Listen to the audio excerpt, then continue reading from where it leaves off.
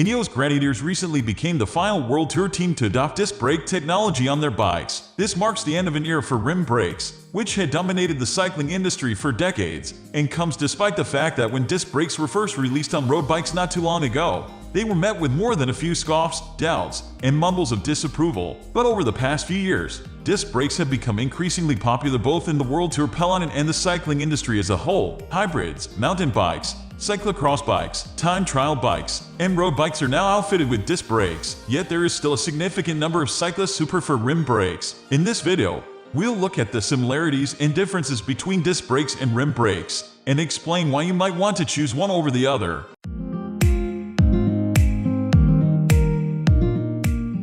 DSC brachies and rim brachies explain. The names disc and rim brakes come from where they apply braking force. Disc brakes are what we see on many cars, motorcycles, and lorries, and they apply braking force to a rotor disc that is mounted on the hub of the wheel. A rim brake, meanwhile, applies braking force directly to the rim of the wheel itself. There are also two different kinds of brakes, mechanical, or cable-actuated, and hydraulic, in disc brakes. Both types are widely available, but the popularity lies in favor of hydraulic. While in rim brakes, cables reign supreme, and hydraulic rim brakes are rare, especially in road cycling. Mechanical brakes transfer the braking force to the brake caliper via braided steel cable, while hydraulic disc brakes use a sealed fluid system to transfer braking power to the calipers, geared toward the casual rider and at-home mechanic. The biggest upside of mechanical disc brakes is that they are compatible with normal rim brake shifters. Mechanical disc brakes are also cheaper than comparable hydraulic disc brakes, both in terms of the brakes themselves and the bikes designed for them. Rim brakes are often mounted near the top of the fork for the front brake,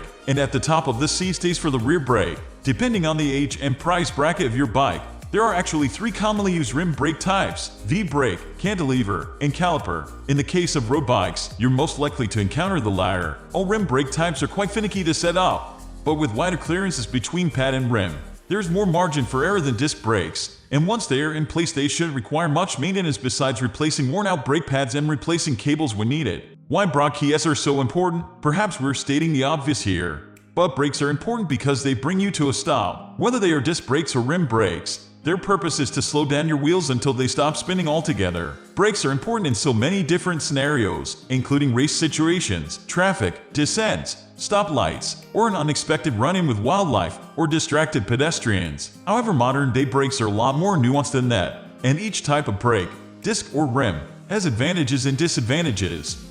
Compatibility. When shopping for a bike or a bike frame, you will often find two different options: the disc brake version and the rim brake version. The design of disc brakes is not compatible with a rim brake bike, and vice versa. This means that you won't be able to experiment with the two different kinds of brakes without getting a completely different bike.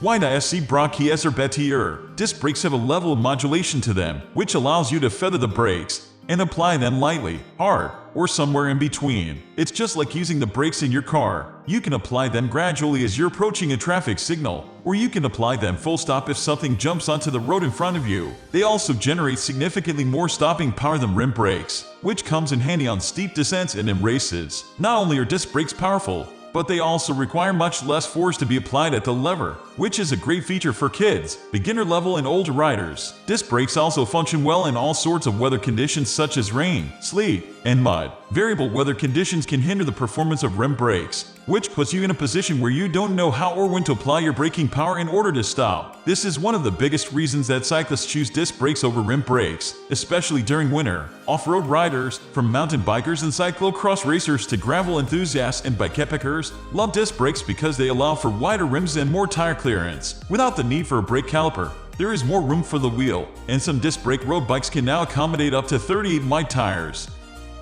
Why rim brachies are better? The biggest advantage that rim brakes have over disc brakes is that they are lighter. With the parts, pads, components, and rotor all together, a disc brake is typically a few hundred grams heavier than a comparable rim brake. Of course, there are super lightweight disc brake setups out there, but they will cost you a pretty penny. How to choose? In terms of braking performance, disc brakes outperform rim brakes in almost every category, from variable weather conditions and steep descents to quick stops in traffic and high-speed races. Disc brakes are superior to rim brakes. However, disc brakes can be finicky, expensive, and difficult to change and maintain. We've seen it many times in pro races, when a rider needs a wheel change and the mechanic struggles horribly to remove and exchange a wheel with disc brakes. Manufacturers are working to fix this problem, but it still persists. If you're a dedicated racer, you will get a much quicker wheel change with rim brakes versus disc brakes.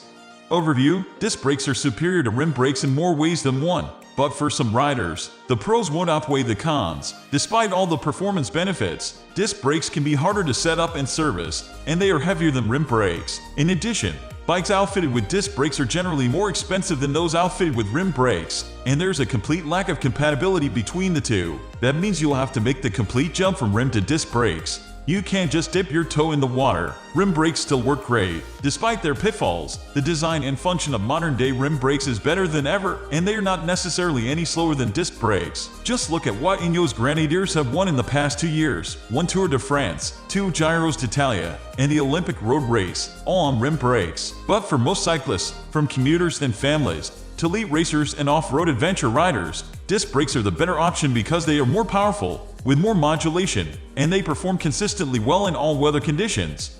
We are going to end this video right away. If you have any query or information to share, please leave a comment below. Thanks for watching.